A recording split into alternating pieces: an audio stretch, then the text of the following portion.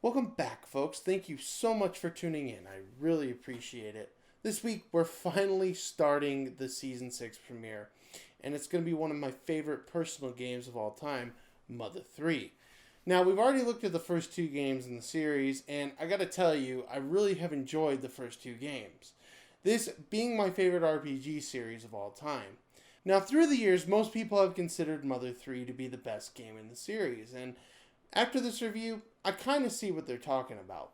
And I think this game does deliver to help people who are casual fans or just new fans of the series in general. But did this game meet Earthbound fans' expectations? Well, I'm just going to let you know yes. But let's find out. Here's the intro.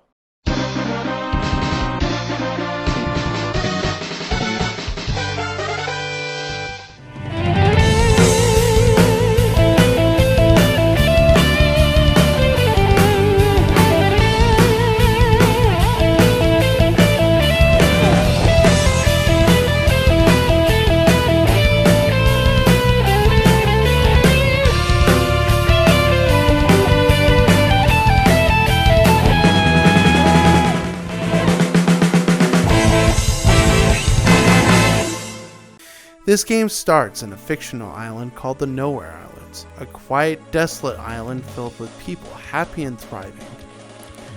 After this pretty awesome intro, we cut to a family, a mother Hanoa, a grandfather named Alec, and their two children/grandchildren, Lucas and Klaus, enjoying what seems to be a nice visit between father, daughter, and two grandchildren.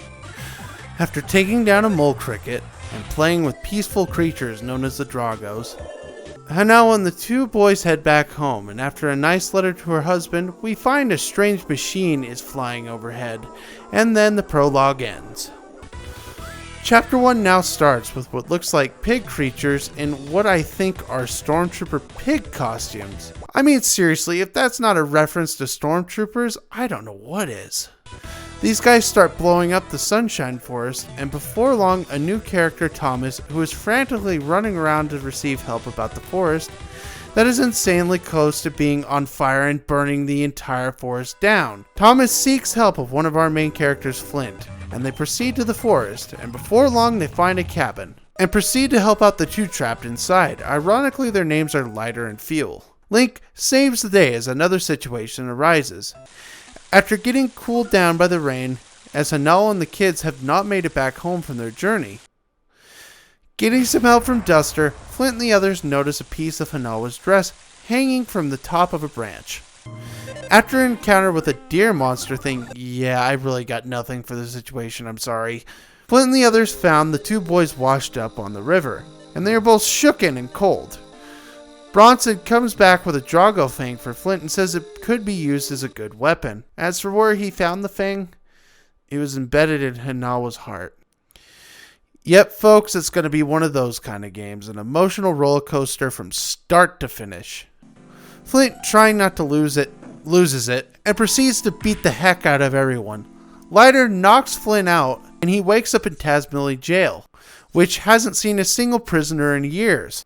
A young Klaus brings Flint an apple to help Flint get out of jail. And during the funeral, Flint and Alec decide to go meet at his house, as Lucas explains that Klaus is going after the Drago that killed their mother. They get to Alec's house where Flint and Alec make it up to the canyon, finding Klaus's shoe. After a fight with a Drago, presumably the one that killed Hanoa, the chapter ends with what seems like Klaus's lifeless body down at the bottom of the canyon. Man, this game doesn't pull any punches. Chapter 2 explores the backstory of Duster. It explores what seems to be an abandoned castle full of ghosts. Duster is sent by his father to receive a treasure, and is successful in doing so. After this, his dad proceeds to mentally abuse the poor guy. And as a man who's gone through mental abuse myself, I would proceed to go into the video game world and punch this fetcher in the face 200 billion times. All anger aside, the two go back to the castle, with our tomboyish character Kumatora. The party heads to the castle and goes deeper inside to get the treasure, the Egg of Light. During the escape, the pig boys come and raid the place, and the party leaves floating down a river, ending Chapter 2. Chapter 3 starts with a monkey, and this, sorry excuse for a human being facade. I hate this man. The big reason is he abuses this poor monkey and threatens to kill his girlfriend if he doesn't do what he says. Basically, Facade has a monkey do his bidding and gives people money and then gets rid of it. Then he gets attacked by a Drago with the help of Lucas and Kumatora, effectively ending this anger fest of a Chapter 3. Now, I hear what y'all are saying. Dallin, Nintendo Capri Sun said it was funny. A couple people said this was funny. Well, I didn't think it was funny! Chapter 4 starts 3 years after the events of Chapter 3. Lucas no longer talks, and it's high time to find his friends Duster and Kumatora. They've gone missing. Lucas goes through a highway, because no trains, and finds himself working at a part-time job. And then getting to the hippest club in town called Club Titty Boo. That's an odd name, but alright, screw it. You have to take a ski lift to get up, and upon getting inside, a waitress at the club looking eerily similar to Kumatora lets Lucas and Boney in. Oh yeah, I forgot the family at the beginning has a dog named Boney. And after seeing who's playing the bass, the gang get to Duster and Kumatora. After convincing the artist formerly known as Lucky, he now leaves to fulfill his destiny with the other three, going on an adventure and ending Chapter 4. I found this ending was kinda somber. It just seems like Duster is really happy for the first time in his life, and we kinda take it away from him. Just, the world needs to be saved though, and it's honestly tragic.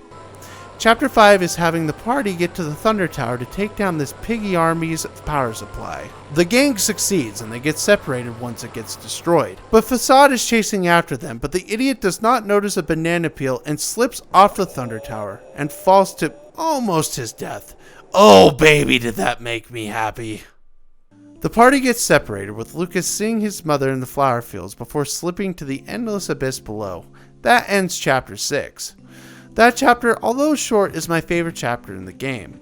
It is the perfect chapter to tell the story without taking too much away from the story.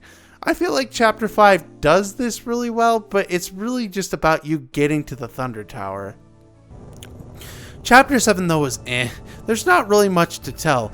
Honestly, they tell the prophecy to find these needles, and the person with a good heart who pulls these said needles gets a wish from the legendary dragon. But that's about it. Look, it's because this chapter got extremely long and it turned kind of Earthbound-esque. Look, I know that Earthbound is my favorite game in the series, but I feel like Mother 3 was trying to do something different here, and they all around just kind of screwed up the formula. Honestly, I'm not going to knock it for difficulty, but I do agree that Chapter 7 does have one of the most compelling climaxes in all of gaming. Only to be destroyed by PK Ground, but Lucas pulls 3 needles and the bad guys pull 3 needles. And now it's time to search for the last needle. Honestly, this chapter is okay, but very boring and a step backwards to a pretty impressive story. Chapter 8 begins now and you're sent to Newport City. After getting through the Newport City sewers, a crazy plot twist is told by the tall guy Letter, basically saying the people of the Nowhere Islands traveled here by boat to get away from the new technology, and also life was ceasing to exist where they used to live. Going on in a world and had their memories wiped away by the people who started in the Nowhere Islands, and all the memories were put into the Egg of Light. Now a different being came from a different time period, Pokey. Wait, his name's Porky? But it's basically the same dude, right? I thought so. And now causing this peaceful land grief for fun, basically. After the history lesson, the gang takes on Facade one last time. Oh, by the way, he shows up in Chapter 7, but meh. Finally, we kill this fetch face for good. Then we go to Porky's Tower and go to the 100th floor. After a maze of things, we get to the 100th floor, only to be attacked by a whole bunch of Porky bots. The game makes it out with the help of the Tazmily residents, and chase for the final needle is on.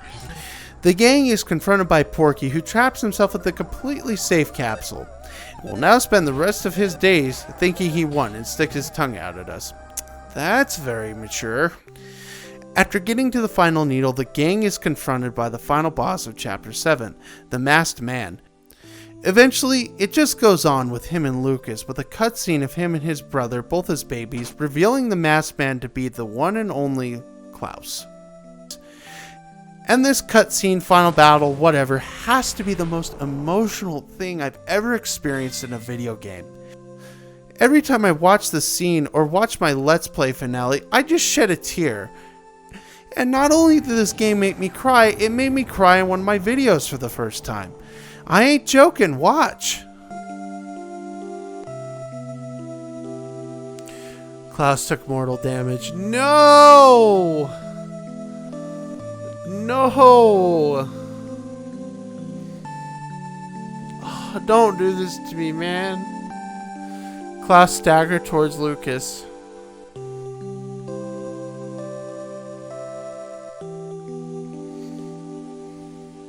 Klaus embraced Lucas.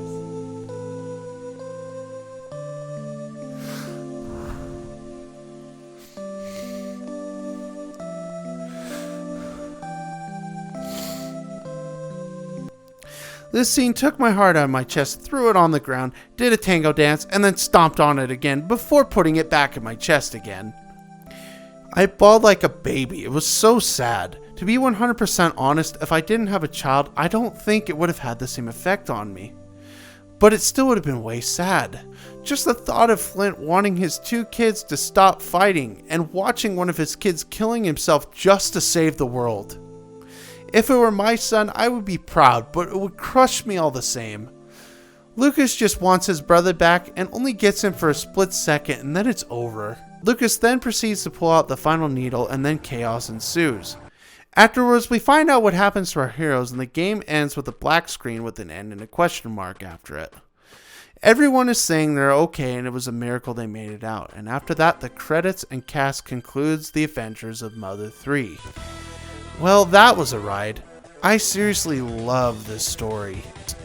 Not only is it a great story to read/listen to, but I feel like the great part of the story is how much of an emotional roller coaster ride it is. This game makes you care so much for the people of Tasmania, and I love it for that. It's not too often you don't get a great amount of backstory like a Final Fantasy game, but you still feel really emotionally connected to these characters. And the plot twist really makes you understand why they were seeming like they didn't really care when Hinawa died. And the characters are just unique. Yes, I really hate Facade, but I love most of the characters in the game, even Porky. In Earthbound, I really hated Pokey. The reason why I like Porky better as a villain, better than that giant space turd, Pokey just comes off as a gigantic tool with no regard for human life, but just to gain power, where Porky wants to gain power to get power for no reason. He wants to take over and destroy a one simple island, and Porky by far is the best antagonist in the whole series. But holy cow, I'm writing this story for ages and now on page 3 of the document I'm writing this on, so let's move on to the gameplay. Let me begin with the 12-year development history of this game before I talk about the gameplay, as I've gotten a few comments stating I don't look at the history anymore, and you're right, I need to start doing that again. But according to my research, Mother 3 was set to be most likely Earthbound 2 on the SNES/Super Famicom. However, with the new trend of 3D video games being made, the team decided it would be better to put this on the Nintendo 64 disk drive instead. Although the team that made Mother 3 was not keen on making 3D games, this game did take longer than expected. The game was set to launch in the year 2000, but at the very same turn of the century, the game was ultimately scrapped. The game does look very similar with some changes like this minecart portion, and some character models looked a bit different. For the next couple of years though, there was nothing talked about for Mother 3. After an outcry from fans, they decided to give this another try. This game was developed for the Game Boy Advance, and in 2006 the game came out in Japan. However, according to an interview with the Super Beer Bros with English translator Clyde Tomato Mandolin, who is famous for such works as Dragon Ball and a couple of other video games, and I gotta say, Dragon Ball is like my second favorite anime of all time, so no wonder I love this guy. All the gushing aside, he got his hands on a copy and most people wanted him to translate the game, so he did. In 2008, I believe, the translation was released. And the hilarious things like the enemies, how they're named after puns, Tomato did not like how the main developers did not even try to name the enemies. We now have such enemies such as the Slitherhand that's based off of Harry Potter, and the Haunt Troll. Oh, motherfucker, shoot it, shoot it! I'm sorry. But that's an abomination. It had to be done. Anyway, he also stated in the interview there is a 500-page document of things left out of the Japanese to English translation, and the ending was changed and reprogrammed for the English translation.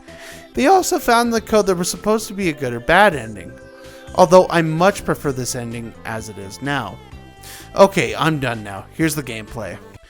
Well, let's get this right out of the way now. As far as being similar to the gameplay of Earthbound, this game really is. There's really nothing special about the gameplay as opposed to Earthbound to Mother 3. If you see an enemy on the field, you can walk up to it and fight it. The fighting mechanics are a bit different, but not hugely different, as you attack with bash, magic, and using items. The only real difference is the system where you can score a combo. I really suck at it, so I wasn't consistently able to do it.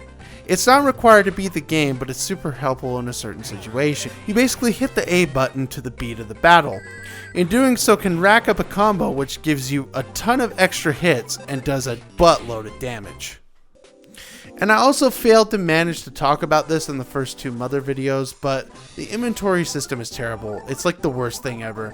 I really didn't have an issue with it in this game, especially in Chapter 7, because I was using my items pretty consistently there.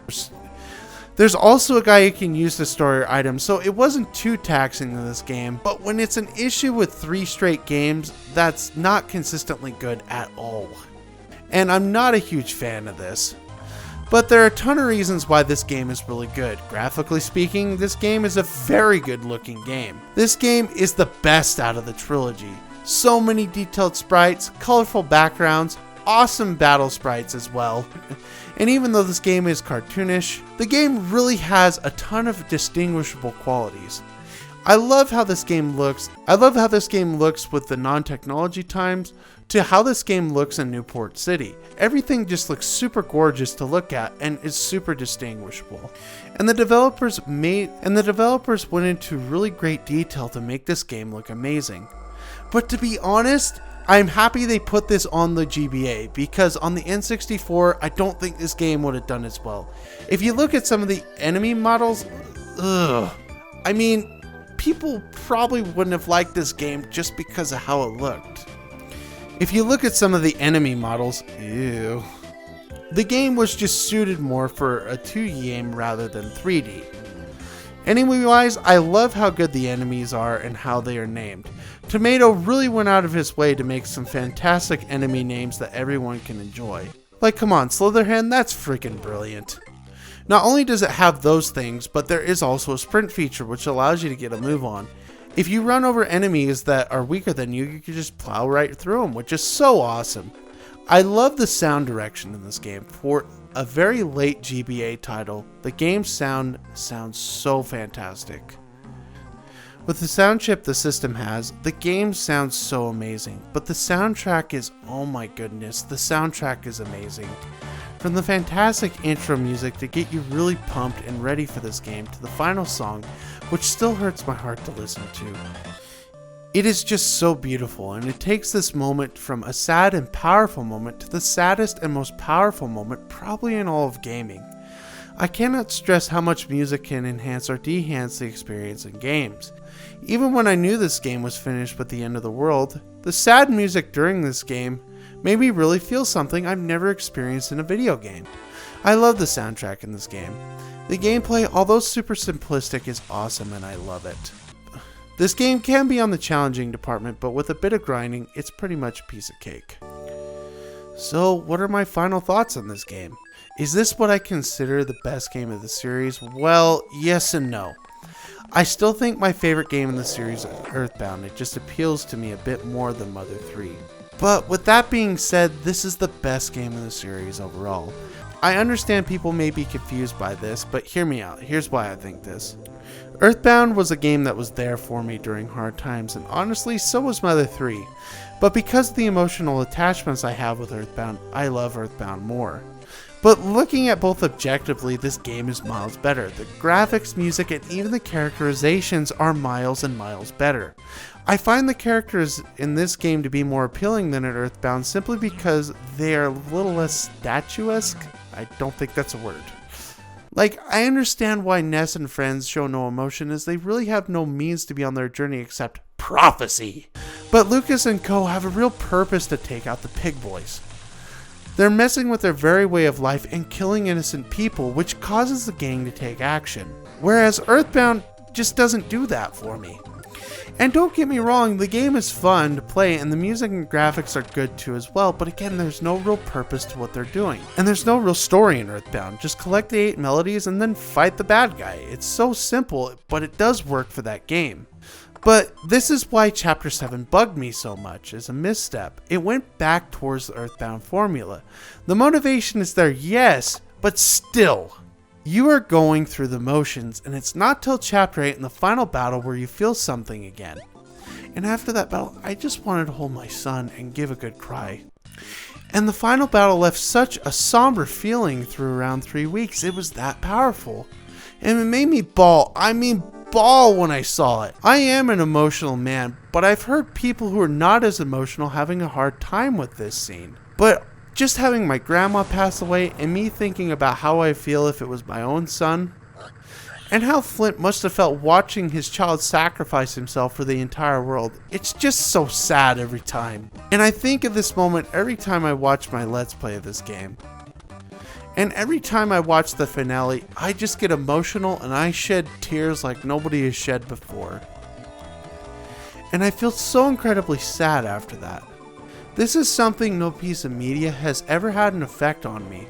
And as far as if this game will come out into America or not, I'm honestly unsure about that right now. But I think in due time, if there's enough of an outcry, then we could probably get that. But I'm not gonna lie, some things in this game would scare the crap out of me if I were 8 years old. I mean, really scare the crap out of me.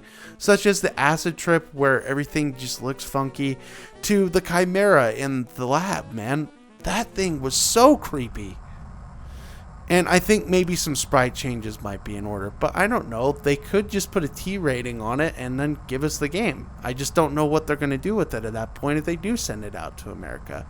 I personally don't have an issue with this game, and if it were my child, I'd allow him to play it. Well, Mother 3 is just an amazing game. Graphically speaking, I think it's one of the best looking games, not just on the GBA, but just in 2D games in general. A lot of the sprites are super detailed, and it's just super amazing how everything looks. Story-wise, this game is one of the best stories I've ever heard, and I think giving it anything less than what I gave it is just giving this game a disservice. This game is a true roller coaster of emotions, but is one of the best of all time. Thank you all so much for watching this first episode of Season 6, and I'll see you in the next one. Take care.